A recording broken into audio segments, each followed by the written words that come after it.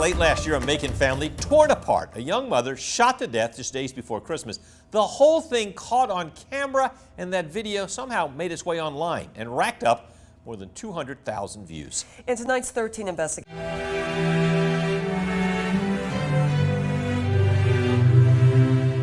Zach Merchant takes us inside the family's struggle to get that video taken down and tells us what you can do if one of your images gets posted. 39 people had already been killed in Macon last year when Tanisha Hammond stepped into the car. It was just days before Christmas. Tanisha left her baby boy Amari behind as she headed out to enjoy a night with friends.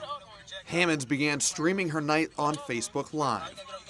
Her friends were watching in real time when something went dangerously wrong.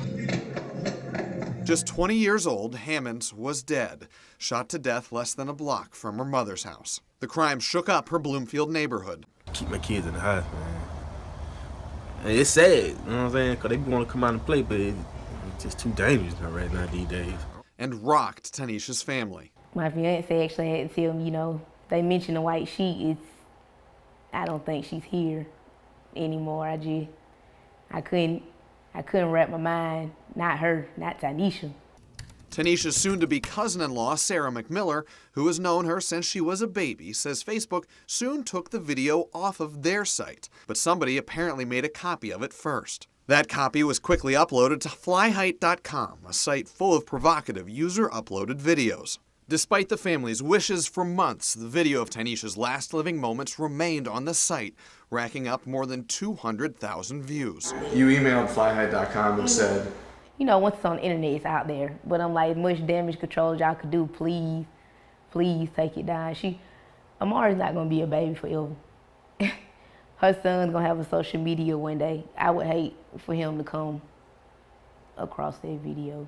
Sarah McMiller understands it's a complicated legal situation, but she says the moral question has an easy answer. If you have a heart, take it down. Think of her child.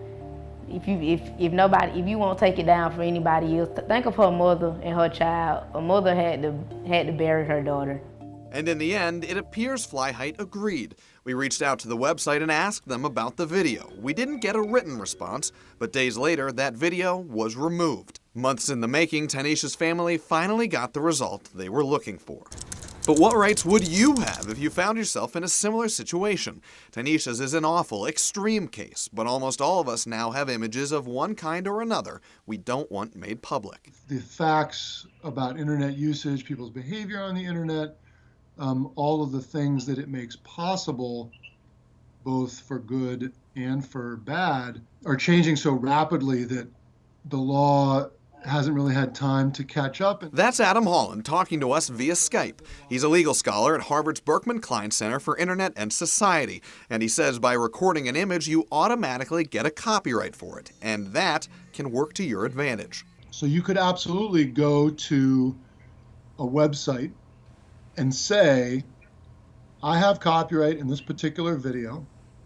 There is a copy of that video located on your website.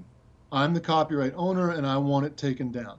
It's called a takedown notice, but Holland cautions the law is not one size fits all, and those takedown notices, he says, work better in some situations than in others. And on sites where third-party users upload content, which is common now, Holland says things can get even trickier. They can, if they want, say, well, we will pass this along to the user and let them know that you've made a claim, and then basically you can take it up with them, or they can honor it, etc. But overall, he says they're usually a copyright holder's best line of defense.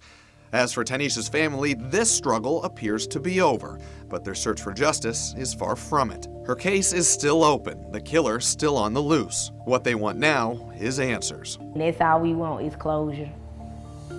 We may never move on, it'll never be another Tanisha, but allow her mother to get some sleep at night, give her that peace of mind, because what we lost, we can never get it back. In Macon, Zach Merchant, 13 WMAZ News.